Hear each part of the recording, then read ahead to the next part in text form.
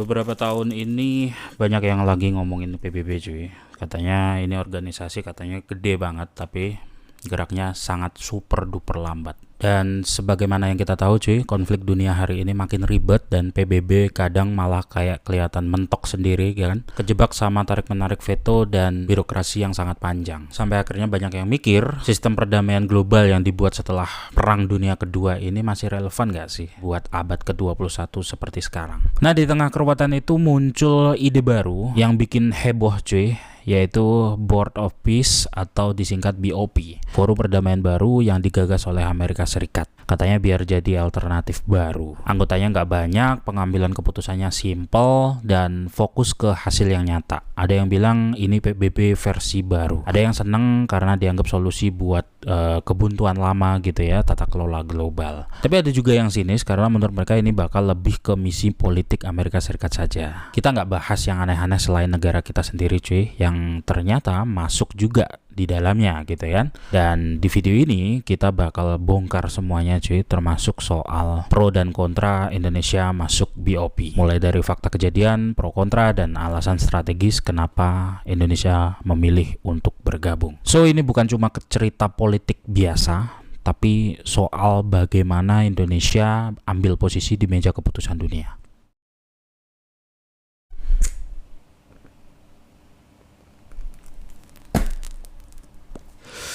Jadi gini, Board of Peace atau BOP ini resmi dibentuk Kamis kemarin cuy. Awalnya tujuan utamanya cuma buat mengawasi gencatan senjata antara Israel dan Hamas di Gaza.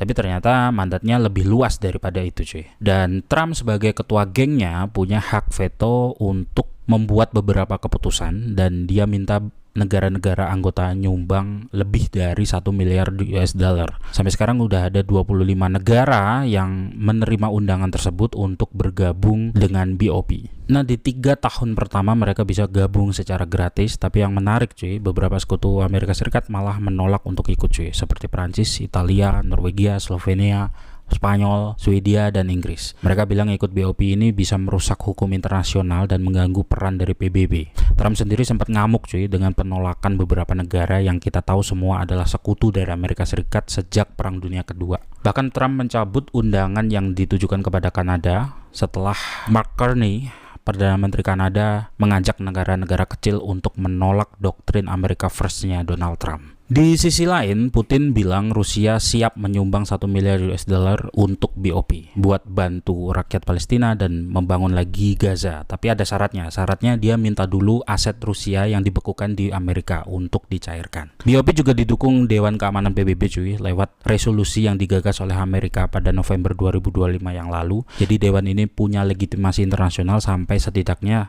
sampai akhir 2027. Trump bilang setelah dewan ini sepenuhnya terbentuk, kita bisa hampir melakukan apa saja yang dilakukan oleh PBB. Meskipun awalnya cuma buat ngurusin Gaza pasca bombardir Israel sejak 2023, BOP ternyata punya misi yang lebih besar cuy. Dalam piagamnya disebutkan bahwa dewan ini bakal mengkampanyekan perdamaian abadi di seluruh daerah konflik di dunia, gak cuma di Gaza. Mereka juga pengen bikin badan perdamaian internasional yang lebih gesit dan efektif. Yang jelas-jelas ini adalah sebuah sindiran untuk PBB. Yang menarik cuy, Trump bakal pegang kendali yang cukup besar. Dia tetap menjadi ketua meski nantinya dia udah nggak jadi presiden lagi. Dia bisa pilih penggantinya sendiri, punya hak veto, dan bisa bikin resolusi atau arahan lain buat misi BOP ini jalan. Jadi ini benar-benar organisasi global versi Trump banget cuy. Penuh kontrol pribadi tapi dengan tujuan global.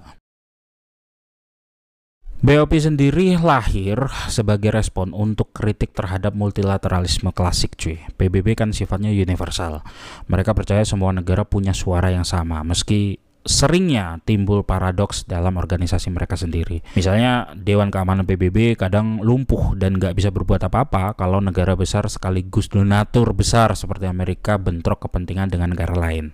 Resolusi lahir tapi implementasinya itu mentok gitu loh. Norma ditegaskan tapi konflik tetap jalan terus. Itu yang terjadi pada Palestina bertahun-tahun lamanya. Katanya BOP ini mencoba untuk beda cuy. Meski di dalamnya ada Amerika juga, negara yang hobi ikut campur urusan negara lain ini. Anggotanya juga dibatasin sekitar 60 negara dengan komitmen finansial dan politik yang jelas. Tujuannya bukan nyari legitimasi universal tapi hasil nyata. stabilisasi konflik dan rekonstruksi pasca perang secara cepat dan terukur. Mereka bilang ini bukan anti PBB, tapi pelengkap di era krisis berlapis dan kondisi nggak menentu seperti hari ini, saat dimana kecepatan dan efektivitas sangat dibutuhkan. Dan pendekatan ini relevan juga dengan konsep minilateralisme milik Moises Naim, seorang penulis asal Venezuela. Ide dasarnya kurang lebih adalah mengumpulkan kelompok kecil negara yang punya sumber daya dan kepentingan yang relevan itu lebih efektif menyelesaikan masalah spesifik dibandingkan kelompok besar tapi lambat dalam eksekusi. Di dunia yang makin volatil seperti sekarang, cara kayak gini itu makin dibutuhkan, cuy. Dan kalau kita tarik ke ranah agak filosofis dikit, Socrates juga pernah mengkritik demokrasi dulu, yang menurut dia banyak suara belum tentu itu keputusan yang terbaik gitu kan, malah bisa-bisa menghambat penanganan. Dan ini sama seperti PBB, cuy. Legitimasi tinggi tapi efektivitasnya rendah. Logika dasar BOP beda, cuy. Kadang lebih sedikit aktor itu sama dengan lebih banyak aksi. Selain itu BOP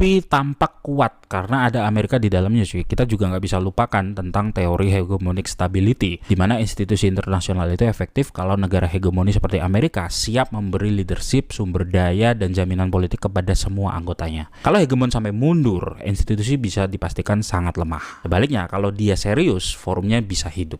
Di BOP Amerika nggak cuma sponsor simbolik, cuy, tapi pengen memastikan forum ini tetap berjalan. Ini sinyal kuat bahwa BOP bisa jadi arena penting untuk mengatur konflik global. Untuk negara lain, contohnya Indonesia, ini bikin ruang kalkulasi strategis ikut tapi tetap kontrol. Indonesia masuk BOP di bawah keputusan Prabowo. Indonesia nggak cuma ikut secara pasif, cuy, tapi sebagai middle power yang sadar posisi. Selama ini politik luar negeri kita kan bebas aktif, cuy, nggak pernah terikat sama satu blok manapun, tapi aktif juga dalam perdamaian. BOP ini bisa jadi ruang baru untuk menerjemahkan prinsip itu di dunia yang berubah. Masuk BOP berarti Indonesia duduk di meja pengambilan keputusan, bukan cuma di podium yang ngomong doang. Artinya bisa menyuarakan norma sekaligus mengawasi implementasi kebijakan perdamaian, termasuk isu sensitif kayak rekonstruksi pasca konflik.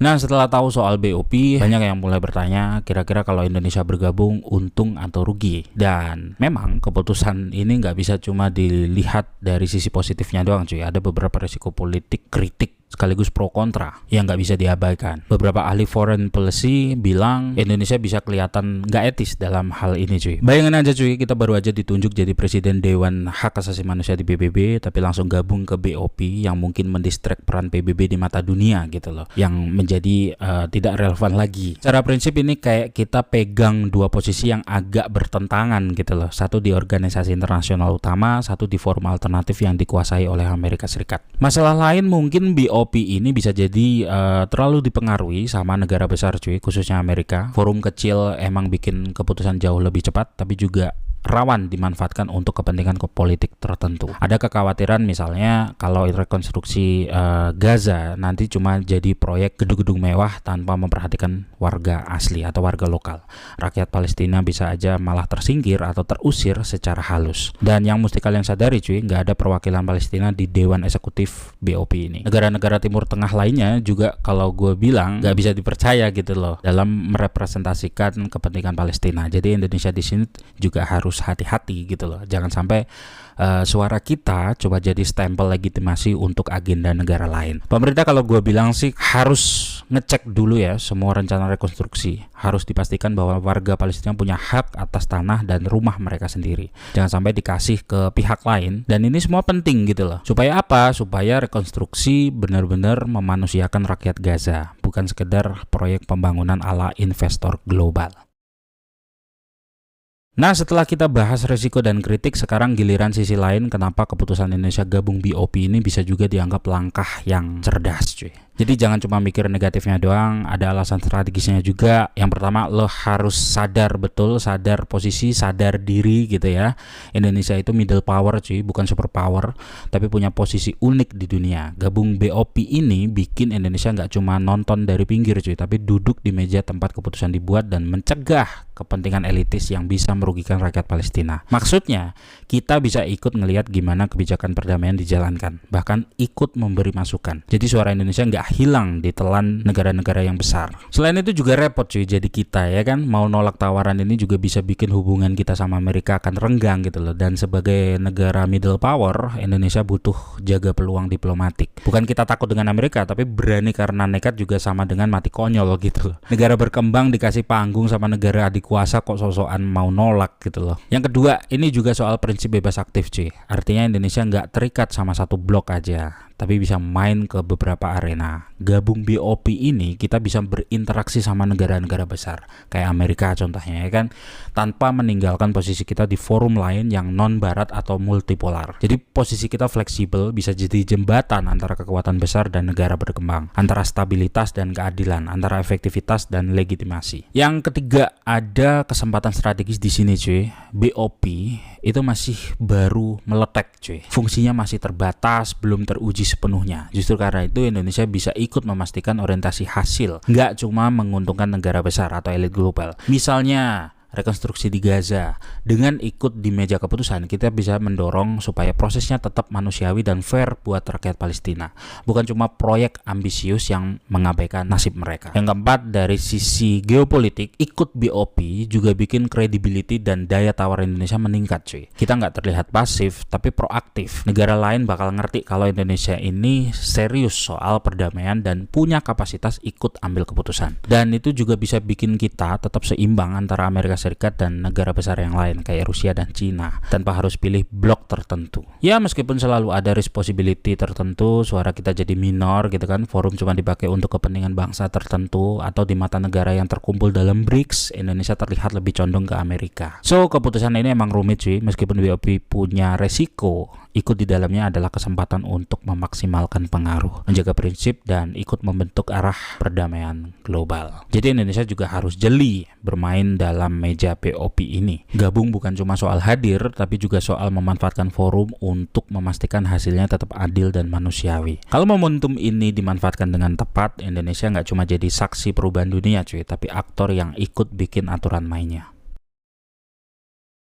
BOP udah menunjukkan pergeseran gravitasi geopolitik dunia cuy. Dunia nggak meninggalkan multilateralisme universal, tapi mulai bikin opsi yaitu forum strategis yang lebih fleksibel. Bukan tanda runtuh, tapi adaptasi. Posisi Indonesia makin menarik di situ, bukan cuma anggota BOP, tapi juga bagian dari BRICS, sebuah blok yang mewakili aspirasi Global South dan dunia multipolar. Kombinasi ini memberi ruang manuver yang sangat luas cuy, yaitu berinteraksi dengan inisiatif Barat tanpa meninggalkan forum non-Barat. Prinsip bebas aktif pun bisa jadi sangat relevan lagi. Sekarang nggak cuma jaga jarak cuy, tapi aktif pilih ruang yang tepat untuk memaksimalkan pengaruh. BOP memberi kesempatan Indonesia menjadi jembatan antara negara besar dengan dunia berkembang, antara logika stabilitas dengan tuntutan keadilan, antara efisiensi dengan legitimasi. Tentu ada risiko, forum kecil yang tergantung komitmen negara besar rawan perubahan politik, tapi disitulah strategi Indonesia cuy.